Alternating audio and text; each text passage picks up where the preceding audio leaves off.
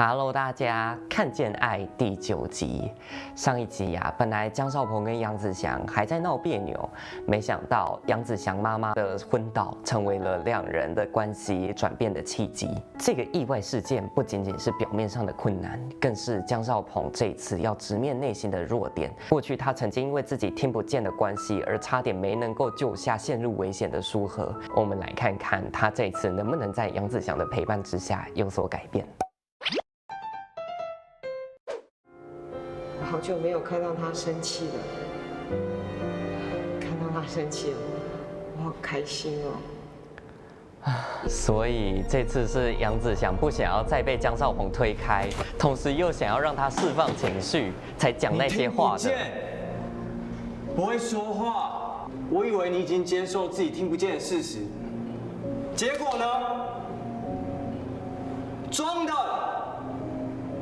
你听不见就是听不见，有些事情做不到就是做不到。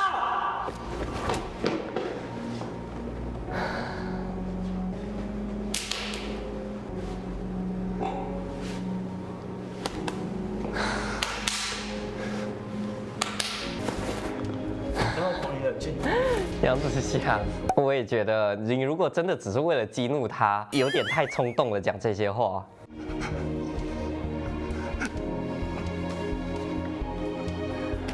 哦，其实他都知道哎。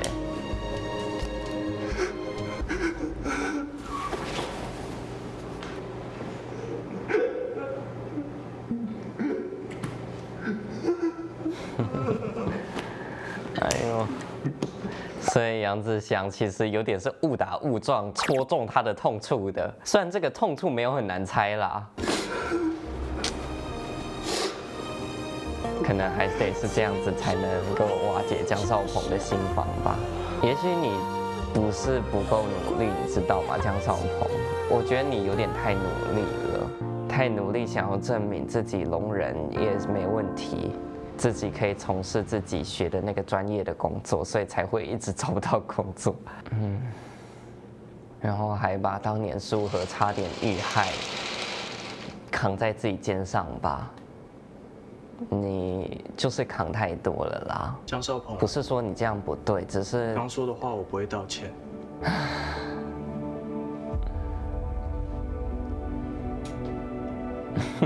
往后一靠到他背上，知道你有在意的事，没有看起来那么强，我觉得很安心，因为我很弱。他真的完全不介意承认自己弱哎。两个人背对背，却好像面对面。我唯一的优点就是脾气好，很会忍耐。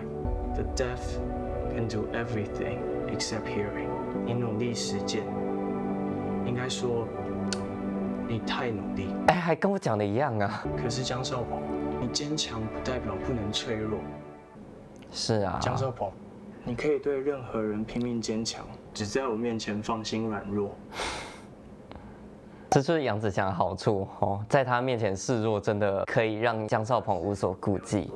你觉得自己弱的时候，就想想我，比上不足，比下有余。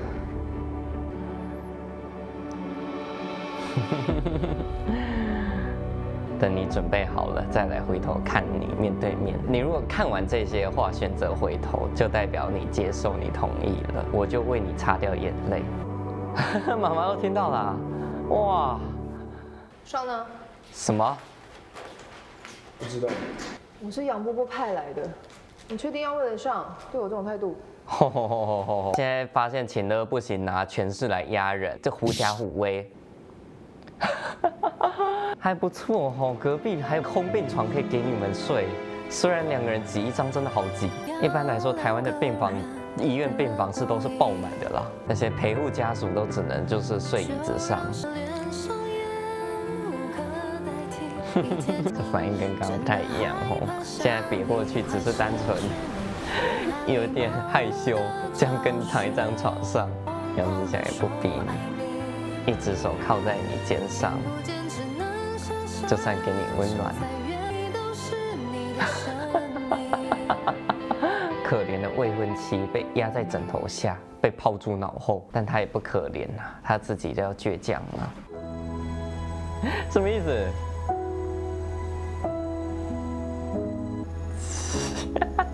觉得他可爱哦，多希望这一刻停留的久一点哈。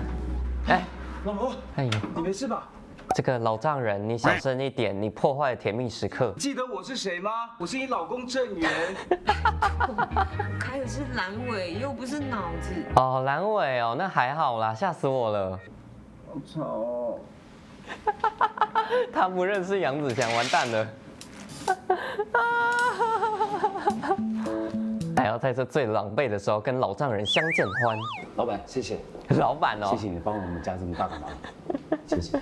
叔叔不要那么客气，叫我子祥就好。有空去我们家，让我好好谢谢你。妈妈只告诉爸爸说子祥是老板，感情的事情毕竟八字都还没撇，等到什么时候时机成熟，让孩子们自己解释吗？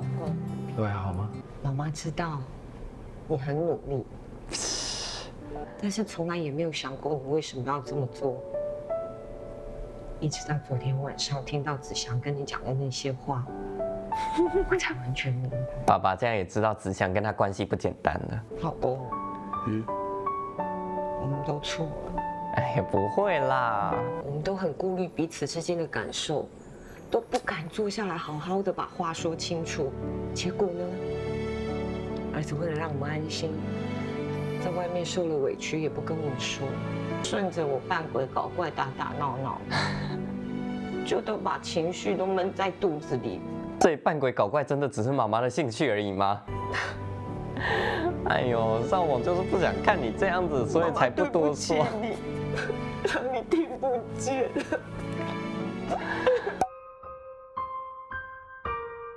从小我就很严格的要求你要学手语、读唇语，甚至想办法要四处筹钱，送你出国去学发声，让你去学这么多东西，是希望你未来的路好走一点，但是不是要逼你假装自己听得见。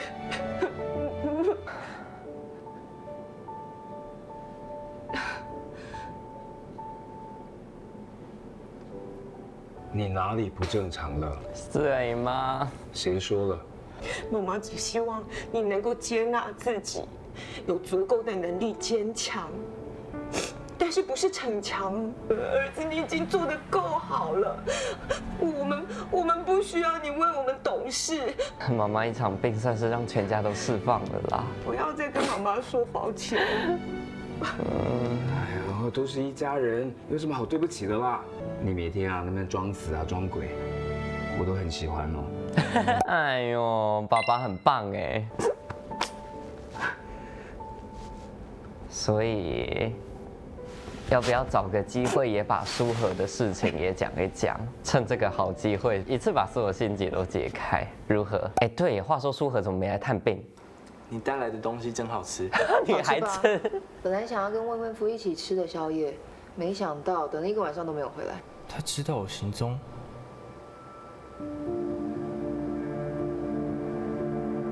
你去找过张少鹏。那个时候没有发现，意外来的太突然了，当下没有多想。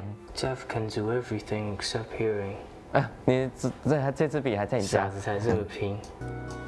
哎呦，你这有点变态哦！一支笔是能闻出什么啦？手汗吗？阿姨的换洗衣服我都整理好了，她交代的东西，那回医院吧。没看过的外套，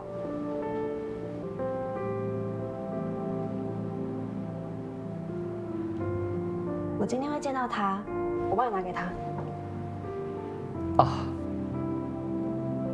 这边也有一段三角关系，我觉得这不能算4个人的4角关系，算是2个三角关系。大家能理解我的意思吗？郑小姐，我以为你来是要帮你的未婚夫的。我的监督就是最好的帮忙。好哦，这下可能真的变4角关系了。但还是要摸清其他厂商的标价，这次的标案才最有利标评选，不容易掌握。那就想办法。交给你了，加油！废到加工经营的项目，实在太极端了。我有点想念他以前的样子。有白月光的人就是不一样。真的，你这句话同时讲给2个女生听的哈。少鹏的笔，我的。你们两个都从舒和手上抢走对方的东西，我想喝咖啡。你自己去泡啦！哦，不帮忙就算了，还添乱。你这样做是要给谁看啊？江少鹏吗？他又不在这里。什么东西啊？你跟我在一样的环境中长大，有同样的问题要面对。我以为我们可以一直是朋友。对啊，结果他根本不了解杨子祥，居然还打击他。难道你没有想过我会喜欢上你吗？但你一点都不爱他，根本没有在做为他好的决定。不错吧？不至于在大白天出手吧？天哪！这剪辑吓了我一跳。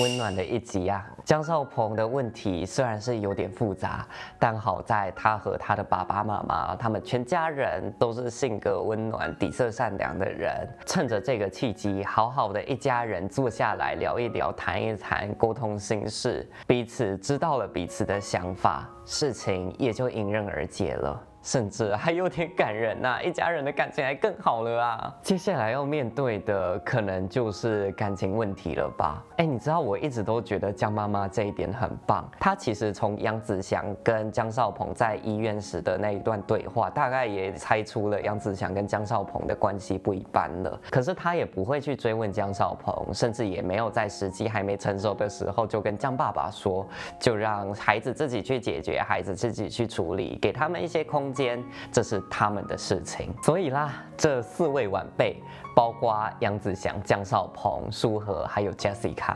会如何做选择呢？这4个人的关系吧，其实没那么复杂，但是却有点棘手，倒是真的。先说舒和这边吧，你说他对江少鹏的感情这么多年了，压抑这么多年，沉默这么多年了，他要重新把它挖出来讲吗？就因为江少鹏要有新的恋情了。Jessica 那边倒是不复杂，毕竟从这部剧他登场开始，杨子祥就已经明确拒绝他了，只是他的手段实在有点多，也有点厉害，处理起来可能也有点麻烦。而杨子祥跟江少鹏这对互相喜欢的恋人，也没那么容易可以处理好的呀。毕竟杨子祥之前之所以放手让江少鹏离开，其中一个原因也是因为他怕江少鹏牵扯到他家里的事情，还有黑道的事情。那边的事情还没处理完，可能他也不敢轻易的就让江少鹏又回到自己身边。所以其实事情不复杂，这4个人的人物关系图简单明了，不像某些戏剧作品、某一些故事的人物关系图密得像蜘蛛网一样。但是其实仔细看这每一条关系，要处理起来真的不是那么容易呀。毕竟呢，大家都是自己在乎的人。简单的，由衷的希望你们早点把所有事情都解开，早点所有人收获幸福。行，这一集就看到这边，我们下次见，拜拜。